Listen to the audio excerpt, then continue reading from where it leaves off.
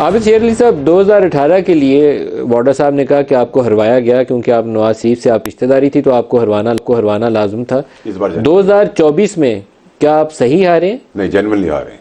ये कहते हैं कि आप सही से हारे हैं, तो आपकी अपनी क्या राय है? मैं देखे, लोगों का वोट पड़ा हमारे खिलाफ।